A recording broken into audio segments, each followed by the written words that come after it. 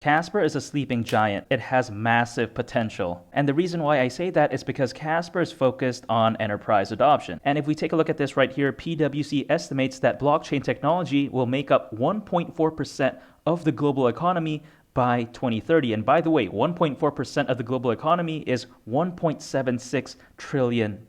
And this potential growth is largely driven by enterprise adoption, because when PwC was making this prediction, they were basing it off of largely enterprise use cases. They were basing this prediction off of use cases in industries ranging from healthcare, government and public services, manufacturing, finance, retail, and logistics. And they expect that a majority of businesses in these industries will use blockchain technology in one form or another by 2025. Clearly, the future of blockchain technology is enterprise adoption. However, there are major barriers to enterprise blockchain adoption. First of all, it is the cost. However, with that in mind, Casper actually is very sustainable in terms of cost. Unlike first-generation blockchains that have unsustainable fees, Casper, on the other hand, actually has very sustainable costs, which make it very easy for enterprises to actually adopt. Now, I want to take a look at the second major barrier for enterprise blockchain adoption, which is lack of knowledge, base, or confusions on blockchain technology. However, Casper also has a solution to this. First generation blockchains, they usually have archaic and static tooling. They need proprietary languages, tools, and methods, have a steep learning curve.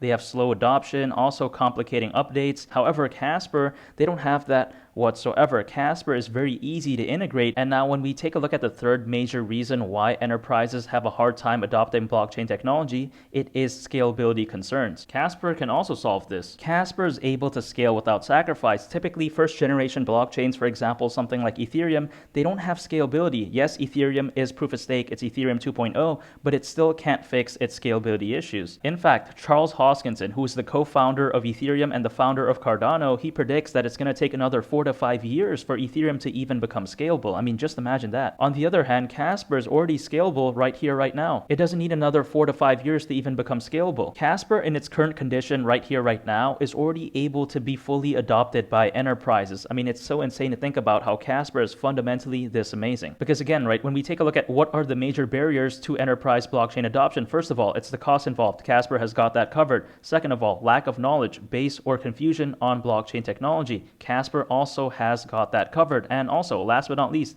scalability concerns. Casper has also got that covered. The top 3 barriers to enterprise blockchain adoption has already been covered by Casper already. And also, if we take a look at this, by 2030, China and the United States are expected to add 440 billion and 407 billion to their GDP through the expansion of the use of blockchain, while Germany, India, Japan, and the UK will be the other top hubs of blockchain innovation. On top of just enterprise adoption, government adoption of blockchain technology is also going to play a large role in the growth of blockchain in the future. And first of all, when it comes to China, Casper is actually the blockchain of choice for the city of Fuzhou, China. And by the way, as of 2018, the city of Fuzhou, China had a population of over 7.7 million people. That's bigger than LA, Chicago, and Miami combined. Fuzhou, China can't be underestimated because people think LA is big, they think Miami is big, they think Chicago is big, but look, Fuzhou, China is bigger than those 3 combined. So Casper being the blockchain of choice for the city of Fuzhou, China is a very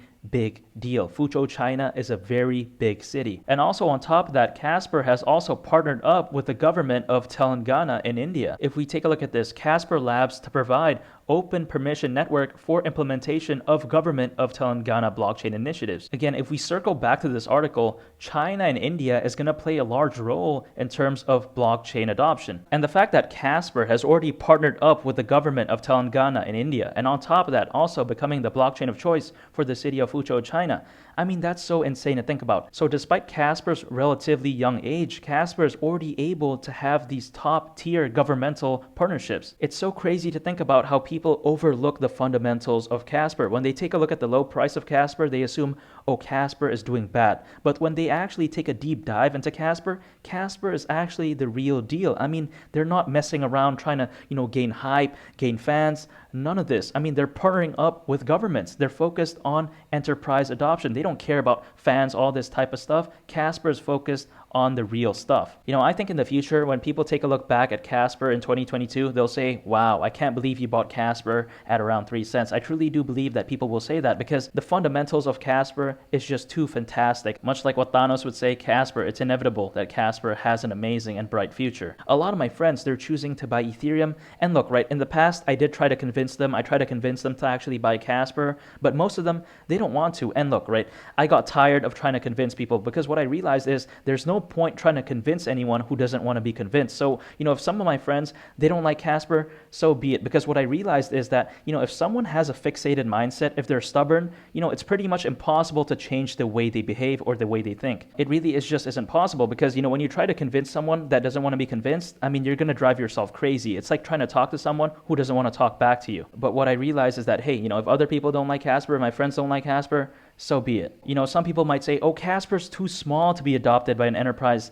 That's not true in my opinion because enterprises, they want what? They want something that's sustainable in terms of cost, they want scalability, and also they want something that is easy to adopt. Their criteria isn't fans, their criteria isn't holders, their criteria isn't market cap. They don't care about all of that as long as it is sustainable in terms of cost, as long as it's scalable, and also as long as it's easy to adopt. That's all they care about. If you take a look at Casper at its core, proof of stake, layer 1 blockchain that's not only scalable but focused on enterprise adoption. And also, you take a look at CEP78, Casper's very own enterprise grade NFT standard. Also, Casper has private keys managed via multi-sig, and also on top of that has upgradable smart contracts. The list goes on and on and on. Casper, fundamentally, it simply is the best. So for those out there that choose to ignore Casper, so be it. I'll keep buying Casper anyways. I think the next bull run when it comes to Casper, it will be absolutely legendary. All I can do right now is just stay patient and scoop up as much Casper as I possibly can. Not going all in, of course, I'm dollar cost averaging. Make sure to subscribe, I would greatly appreciate it, and also make sure to smash that like button, I would greatly appreciate that as well. And it's been Lee the Captain, and I'll catch you all on the next one. I'm out, peace, bye.